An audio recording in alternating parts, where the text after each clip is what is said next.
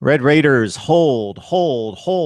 Then they get run over by Fournette and LSU. Baylor needs no stars, and they still knock out North Carolina. This is a Big 12 breakdown. We come your way every Wednesday night at 9 o'clock Eastern Time, 8 o'clock there in the home of most of the Big 12 Conference. We bring on Sean Cordy from Today's U to help us break down these bowl games. Sean, thanks so much for joining us. Yeah, no problem, Mark. Yeah, so before we get into the football, happy holidays. I hope you had a nice Christmas. Yeah, it's pretty uneventful, but what can you ask?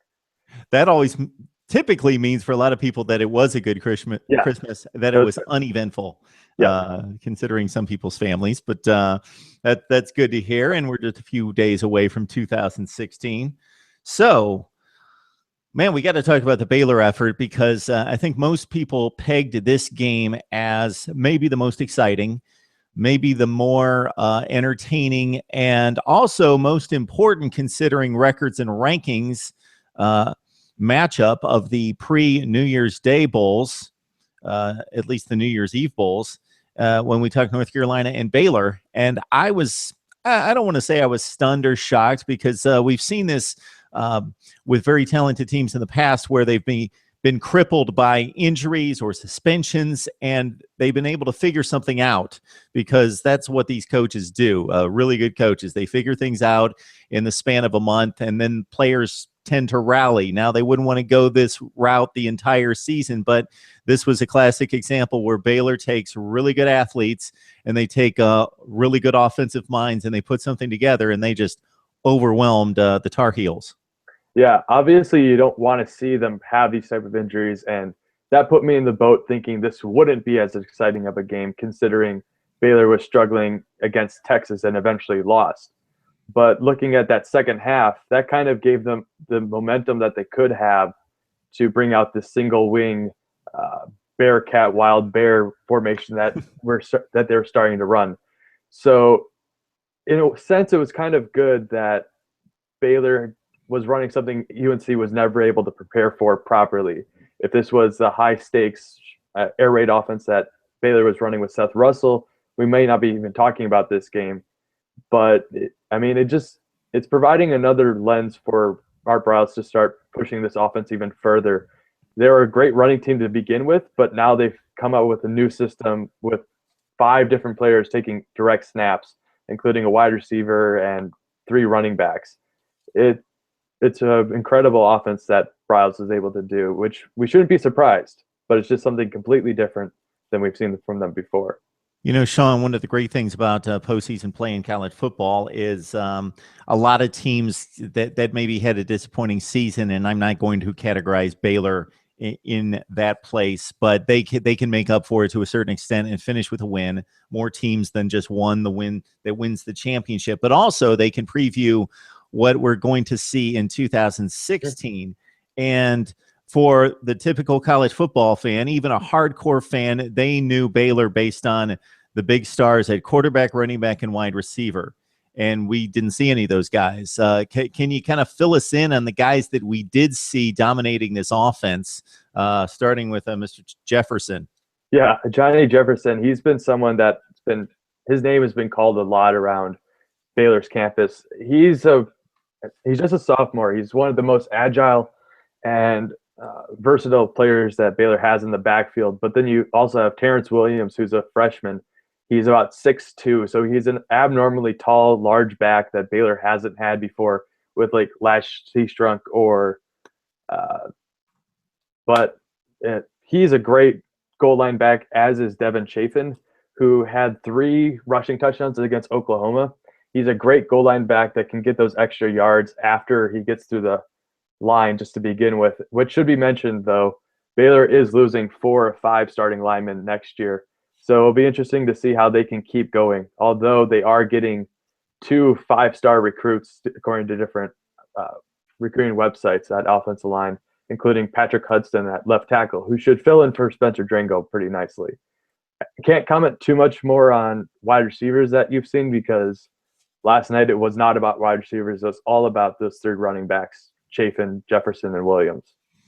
Oh yeah, those guys that block up front. Yeah, we tend to forget those guys, and all the talk prior to these games is about losing skill position players or what is going on with the guys that carry the ball and throw the ball and catch the ball. But very important what happens along the offensive line. So we'll have to track that during the offseason in regards to Baylor trying to replenish that offensive line situation. We will see Jarrett Stidham and Seth Russell in the spring, and it was a foregone conclusion at one point that Seth Russell was the quarterback now and for the future.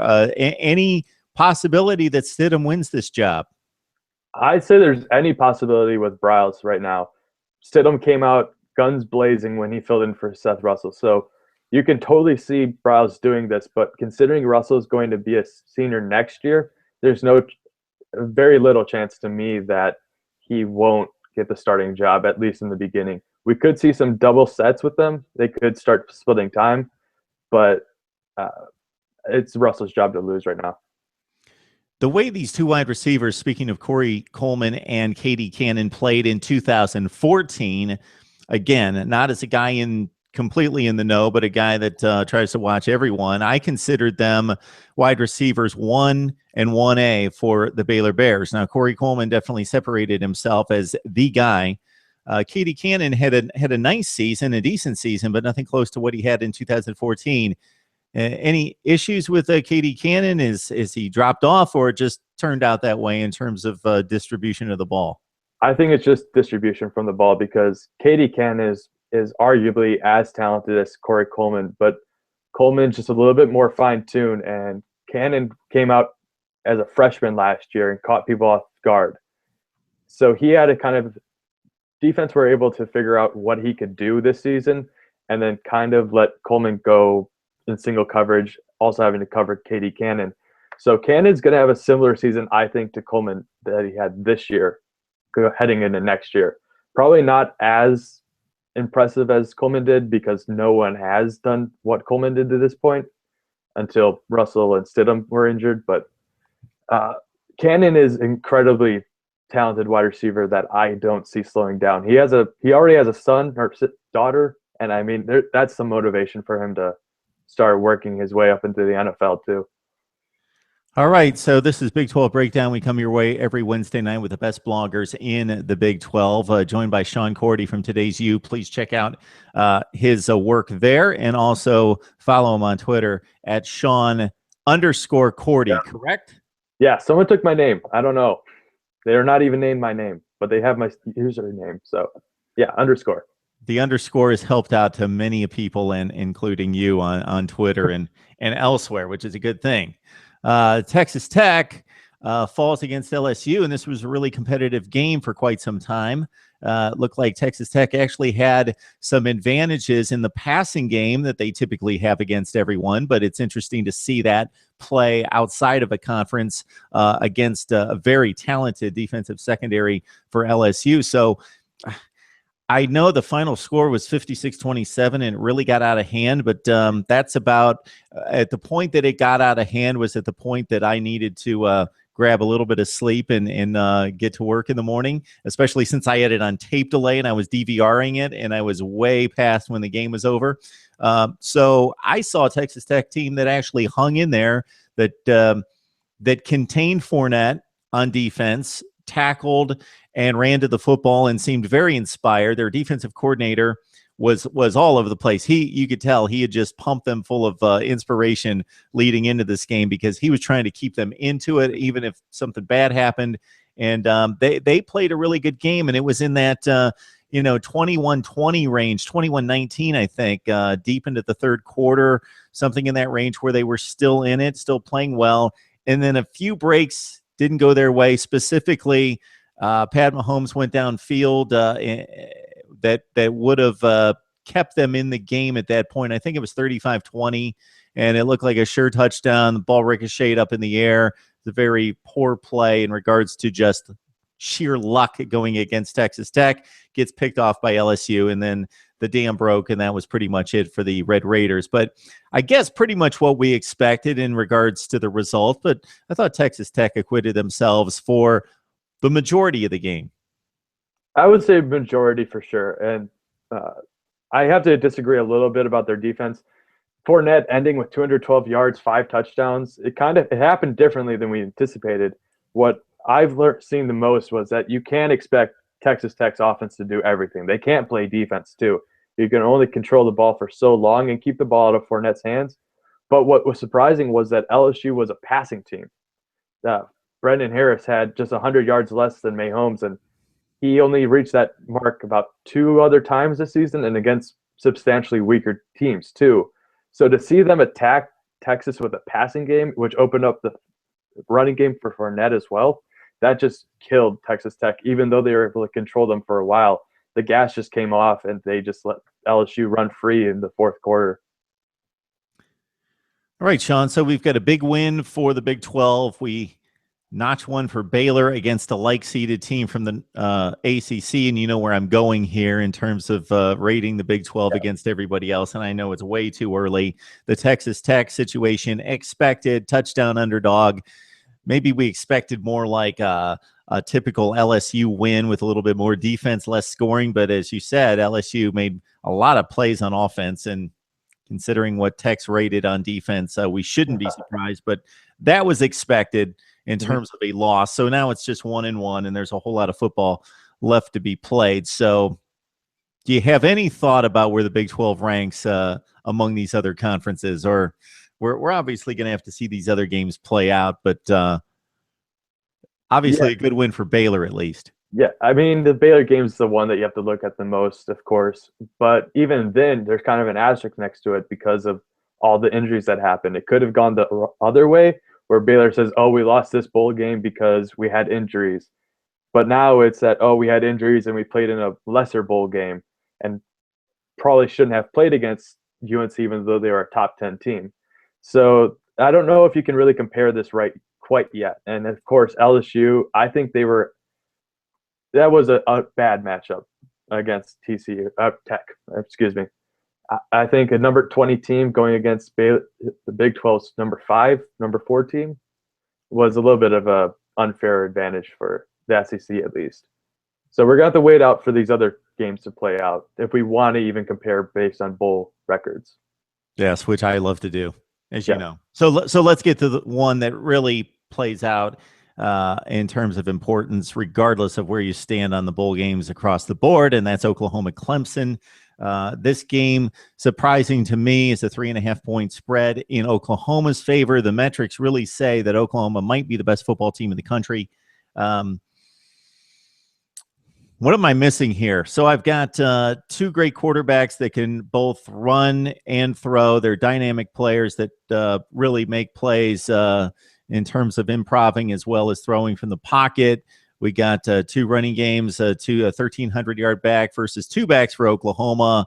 Playmakers on the outside. We got defenses that are really good, but they're not great. They've got NFL players, but they're not shutdown defenses. But that may also, especially in Oklahoma's case, be a byproduct of playing in the conference that has very skilled players at a quarterback and wide receiver. So give me your formula for an Oklahoma win here against Clemson. To me, I think the main matchup for this game is going to be Oklahoma against Clemson's pass rush. And Mayfield has shown that he can work under pressure and also escape that well, but he hasn't gone against as impressive as a pass rush as Shaq Lawson brings for Clemson. Clemson's one of the best pass rush teams in the nation.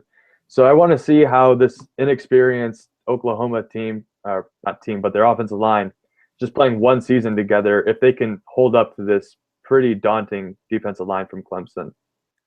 Bingo. Okay, that's where I think the game's going to be decided as well. Our friend Matt Hofeld from Crimson and Cream Machine kind of outlined that for us this week in that, that Oklahoma offensive line trying to hold up against just very athletic, freakishly athletic guys that will play in the NFL, most notably Shaq Lawson, who's got 22.5 tackles for loss. Yeah. Kevin Dodd's a monster with 15 tackles for loss and 8 sacks. That Clemson, we've seen it in recent years with the players like Dwayne Jarrett and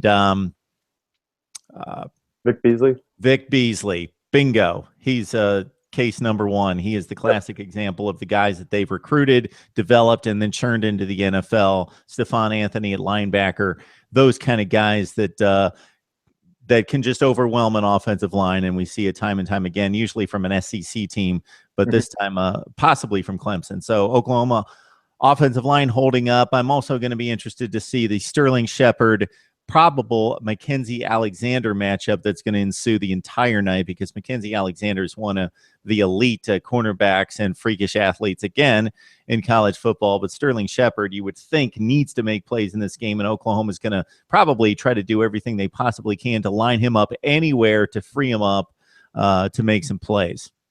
Yeah, Shepard is surprisingly, he plays best in big games. This is going at the top of my head, but I think he's averaging 2 touchdowns against top competition, meaning like top 25 teams. So I think that he's going to be able to do well enough to keep Mayfield a competitive player in this game. And I'm really interested to see how Watson and Mayfield match up in this game, because personally, I was taking Mayfield as the Heisman contender over Watson, and then Watson got the nod. So this is kind of a revenge factor, if you will, for Mayfield to show that he should have been in New York rather than Watson. Yeah, it was almost like Deshaun Watson, because he quarterbacked the #1 team, and as soon as the College Football Playoff Committee released its first rankings, it's like, okay, there's a certain bias toward #1 ranked quarterback. That team, as long as that kid's playing relatively well, which of course he played great, but he turned the ball over quite a bit more than Baker Mayfield, 11 picks to 5, and the rest of the stats are pretty much in line. And we expected Clemson to emerge from that conference, while Oklahoma was kind of the third seeded team per se by most pundits coming out of the preseason, and Baker Mayfield, the main reason why, the #1 reason why they were able to emerge from the Big 12. My one Oklahoma advantage, in addition to possibly that, taking care of the football, would be Samaje Perine and Joe Mixon. While Wayne Gallman's a really good back, solid back, 1,300 yards, Perine's a freak, and Joe Mixon's a great change of pace guy that's just got sprinter speed, and they just have 2 guys that can really hurt you and gash you in the running game. Yeah, of course. They're thunder and lightning, and Perine even has some impressive agility. I kind of compare him to Franco Harris, looking at some old tape. He can run you over. He can run around. Wow. He can also catch. I love that. Franco Harris. That's great. But, I mean, Joe Mixon's a change of pace guy, as you said, too. He can run with the best of them. He could probably go run out slot for them, too. This offense is just finding out how to click in their air raid offense Lincoln Riley brought. It's a fast-paced team that doesn't have to rely on holding a pass rush too much. So it's just about spreading the ball out and getting all your players outside whenever you can. And they can just attack you from everywhere. So we'll see how they can go against Clemson's D. I also love Eric Stryker. Maybe he makes 2 or 3 plays that are game-changing, kind of, strip sacks, bats the ball in the air, picks it off, somebody else does, that sort of thing, where you can't account for him because he just completely just runs past somebody off the edge and wreaks havoc. Of course, there's a number of guys that can do that, but he's the guy that is most likely to do that. And Oklahoma's linebacking core extremely good with Dominique Alexander, Frank Shannon, and company. So, wow, that's going to be quite the game. Have you made a decision on this one? For a long time, I've been picking Oklahoma, and I kind of want to go with Clemson just because of their #1 spot. But I think Oklahoma is the hottest team in the nation right now. I don't think anyone can really slow down their offense enough to control them and win. It's going to be close enough. I'm going to go 31-28, Oklahoma. Okay, very good. I've yet to pull the trigger on this game, and I'll reserve that right for a while here. Sugar Bowl on New Year's night. We got Oklahoma State at 10-2. Obviously, they dropped the last 2 games, taking on an Ole Miss team that claim to fame was defeating Alabama earlier this season. Took a bit of a slump, but came back and won some important games late to get in position to get to a New Year's 6 game. Looking at Oklahoma State's personnel, I got to say that I'm not wowed Maybe I need to see them play a full game, and hopefully we'll do that in the Sugar. Sean, you can fill us in a little bit better on Oklahoma State's situation, but very good team, but I'm not looking at anything in particular and saying this team's elite because of this player or this group of players or this unit. Obviously, Oklahoma State, what they have advantage as far as the Big 12 goes is a daunting defense, and especially the defensive line. Emmanuel Agba, they lost Jimmy Bean, but Agba is someone that can completely take control of the game. But the thing that's interesting, though, is they're going against an Ole Miss offense that has an agile quarterback and also proficient passer in Chad Kelly.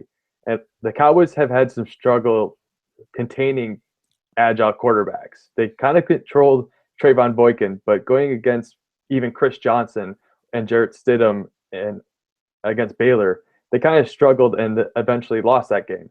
So I want to see how they can control what I consider one of the best offenses in the nation heading into the season, at least. Yeah, my apologies to Emmanuel Ogba, who may turn out to be the Big 12 Defensive Player of the Year. He had a great year, 17 tackles for loss, 13 sacks. He is a great player.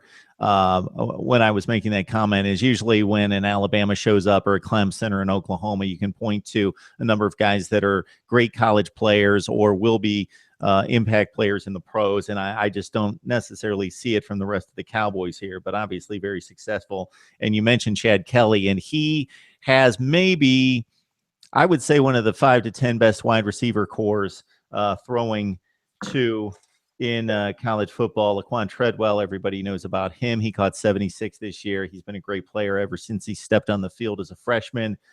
Cody Core's a tremendous player.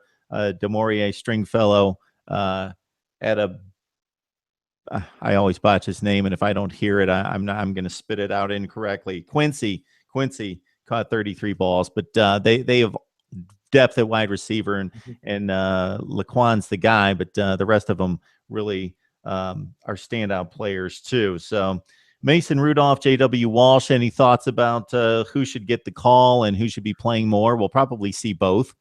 Yeah, we're going to see both. I don't think there's been a game this year we haven't seen substantial playing time from either one of them or both of them. Rudolph, I think he's going to get the call to start. He's been the more proficient passer, and then Walsh is the change of pace kind of Tebow player that can get those extra yards in those third down situations, goal line situations. He's been a great leader emotionally for the Cowboys this year, but it's not going to come down to the quarterback play as much as it will their lack of ability to run the ball. They have Chris Carson, who was an anticipated great performer coming out of JUCO, but he just hasn't performed to the standards that was set before him. So I want to see if they can run against this pretty impressive Ole Miss defense, which I don't think he'll be able to. Yeah, that's kind of a concern if you just look at sheer stats. Again, I saw Oklahoma State in spots. I don't know that I saw a game start to finish, but Carson averages 4.2 per carry. Now, in college football, that's just really not that good when most of these kids are more in the 5.5 to 6.5 yard range, and that's including 3 bad opponents non-conference. Yeah. And still at 4.2, Raymond Taylor chipped in with almost 300 yards. His yards per carry a bit better, but yeah, should be an interesting one. Another Big 12 SEC matchup with Oklahoma State taking on Ole Miss. You got a pick for this one? I'm going to go with Ole Miss. I like their offense way too much, and they have a solid defense. I think that can contain Oklahoma State for the most part. Sean, as we pointed to Baylor, North Carolina as being maybe the most exciting matchup pre-New Year's, the one post-New Year's most people would point to would be TCU and Oregon. Obviously, the Horned Frogs didn't accomplish quite what many expected, but still, man, this is a really nice matchup, and TCU comes in at number both teams are in the top 15 in the country. Very impressive athletes. Trevon Boykin with his farewell to college football in this one should be a fun one, even without Josh Doxson in the lineup. Yeah, TCU's been a great surprise for Big 12 fans, especially since they've had so many injuries and they just kept piling on. But Gary Patterson's found a way to make this a solid defense, arguably the best or most consistent defense in the Big 12. They haven't had a really chance to go against an elite offense like Oregon, at least in good weather, I should say. They went against Baylor, of course, but that was in a tsunami of a storm. So it's really going to be interesting to see how they can contain Royce Freeman and also control Vernon Adams at the same time. Yeah, for those people who may have written off Oregon at one point in the season and then kind of forgot about them and just focused on the top 10, they pretty much performed like Oregon should, and we expect them to the latter half of the season after starting 3-3, win over Stanford. They really embarrassed USC. Vernon Adams and company looked really good the rest of the season. Byron Marshall's a top back. Royce Freeman is exceptional out of the backfield, probably one of the top 5 to 10 backs in college football, and they started to play some better defense, at least containment kind of defense, and keeping teams in the 30s and letting that offense do what we expect Oregon to do. Have you made a selection on this one? I'm going to go with TCU. I think Boykin's a little bit too much for Oregon to handle. He can control the game by himself, even without Doxson. I think Aaron Green's a nice change of pace running back as well, and Kevontae Turpin can turn some heads also. So look for him to be a X factor in this game. Sean Cordy joins us from Today's U here in the Big 12 Breakdown. We got West Virginia taking on Arizona State. I know you liked the Mountaineers early. They really got pounded by that early season Big 12 conference schedule where they really got hit with all the big boys right out of the gate. They played well against Oklahoma for 3 quarters, and then it caved in, and then really we didn't hear from them the rest of the year. Your thoughts about where the Mountaineers stand right now? Yeah, I have to say I like the Mountaineers coming into the season mainly because of Skyler Howard. I thought he was an underrated quarterback considering no one has really seen him play that much, and he kind of disappointed me in that regard. But their running game has really stepped it up with their running back duo, and I think that that's going to be the difference in this game. Arizona State hasn't had much of a defense as they were anticipated to have coming into the season. So there's close to elite offenses, but West Virginia gets the head with a better defense to boot. And then a game that kind of gets buried to a certain extent, another post-New Year's Day game. Arkansas taking on Kansas State, so quite a few matchups against the SEC, and we got the Wildcats taking on Arkansas. If you remember 1 year ago, and I know you do, Arkansas taking on Texas. That was kind of a pick'em game that kind of mystified me in terms of Vegas. Every so often, I think that I know a lot more than Vegas, and they usually come back and burn me because that doesn't turn out to be the case. But this was one time in which, I felt really strongly that Arkansas was a much better team, and it pretty much proved out on the field. The game was like 27-6, 31-7, something in that range. So the Wildcats of Kansas State, sure, they got off to a horrendous start in the Big 12, rallied, beat the teams they were supposed to beat, and eked into postseason play this year. So we got Kansas State and Arkansas. I don't know if you can see me grinning here. I'm excited for this game. It's like the opposite of what you would expect, but these are going to be 2 ground and pound teams that are probably 2 of the slowest teams in the nation. I just want to see how this works out. You really think Arkansas is one of the slowest teams in the nation? Okay, not their speed wise, like running, but their tempo. Okay. They're one of the least down tempo teams in the nation.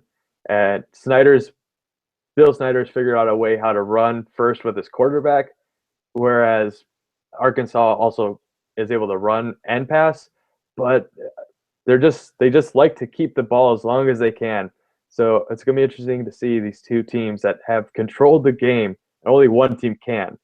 So both teams are averaging over 50% of the game with the ball. Only one's going to be able to win that battle, and whoever wins that is going to be able to take this game. Sean, I find it refreshing because we've gotten to a place in college football where everybody runs the spread, the read option, the quarterback buries it in the running back's chest and waits, and then, and every offense just looks the same. And it's refreshing to me to watch Michigan play, where they got the tight end, they got the fullback, and they play action, and LSU to a certain extent, and Alabama and some other teams. And here we got Kansas State and Arkansas, and I know the Hogs, Kansas State's going to run it and they're going to slow it down and do all those things, but the offense, at least the formations, look similar to what we see with the spread. Arkansas is going to line up under center, and I just think it's great to watch because I'm sick of everybody looking alike. So I'm going to be interested to see this game as well. That just means that we're college football nerds, Sean, that we want to see Arkansas and Kansas State play. But I'm right there with you. I will be watching that game, and if I can't see it live, I'll DVR it and speed through it, and I'll watch it in an hour and a half. Because that's what I do. But I think this is a slam dunk pick. But then again, 3 months ago, I thought Arkansas against Texas Tech was a slam dunk pick based on how good Arkansas played down the stretch the previous year and killed Texas Tech last year. But the Red Raiders really, and they're a much different personnel grouping of a team than Kansas State. But just comparing Big 12 and SEC, Texas Tech made Arkansas look bad. So do you have thoughts on this one in regards to a result? I don't want to call it a slam dunk pick, but I'm going to go with Arkansas as well. I think there's a chance that Bill Snyder finds a way to have a masterclass strategy against the Razorbacks. But Joe Huebner has been he's been atrocious throwing the ball, and they're probably going to be playing from behind for a good part of this game. He's completed about 43% of his passes against conference play. And this is against Big 12 defenses, not an SEC defense like Arkansas. So Texas Tech was able to win by airing it out, and Kansas State will not be able to do that. They're competing against Brandon Allen, who I say is the best SEC quarterback right now. He's been tremendous this season, and you also have a great running back in the backfield with Collins. So I think they have the advantage when it comes to their versatility on offense. You got me thinking there. Brandon Allen, best quarterback in the SEC. If you look at the numbers and the efficiency, he has been the most efficient quarterback in the SEC. And when it comes down to it, that's what matters. Dak Prescott, most people would believe to be the best in the SEC. Chad Kelly would be up there. In the preseason, I actually thought Josh Dobbs was. It didn't turn out to necessarily be the case. But, yeah, good call on Brandon Allen. So, Sean, before we let you go and wrap up our show here, we want to keep everyone and the suspense high, because if you turn out to be 100% correct, that means the Big 12 will be 4-3 in the bowl season, which doesn't sound great. But if you consider what would be the losses, I think it's a very impressive showing by this conference, because Oklahoma advances to the national championship game, most importantly. But even beyond that, Kansas State, nobody's going to jump on Kansas State that finished like 7th in the Big 12 for losing against Arkansas. Maybe they look respectable, lose by 7 or 10 points. Oklahoma State would be the one big loss in a marquee game, big showcase, Sugar Bowl against the SEC. And again, Texas Tech, nobody expected them to beat LSU, and those would be the 3 losses. Otherwise, you've got Oklahoma in the championship game. You got TCU winning a very attractive matchup against Oregon, and then the West Virginia win, and Baylor having already defeated a North Carolina team that went to its conference championship game. That would be a really strong showing for the Big 12. Compared to last year, of course. It was an atrocious showing last year. I think there was one win last year, and that was TCU against Ole Miss. I thought somebody else won. Oklahoma State beat Washington, right? Yes, there was 2. Okay. But it was bad. We're like 2-5. Okay. Something like that. Yeah, but otherwise it was bad. It was a bad showing last year. You can only go up. Okay. Good stuff. Big 12 breakdown. Sean Cordy carried the whole show by himself. We know that we already knew that was true. He's done it before, but good show right in the midst of bowl season when we need great analysis. And Sean, we appreciate the time, and you have a happy new year. And we'll obviously be in touch, and we'll be back here next Wednesday night at 9 o'clock Eastern time and 8 o'clock Central for Big 12 breakdown. Okay. Until next week, Sean, you have yourself a great week and enjoy the football. All right. Thanks for having me, Mark.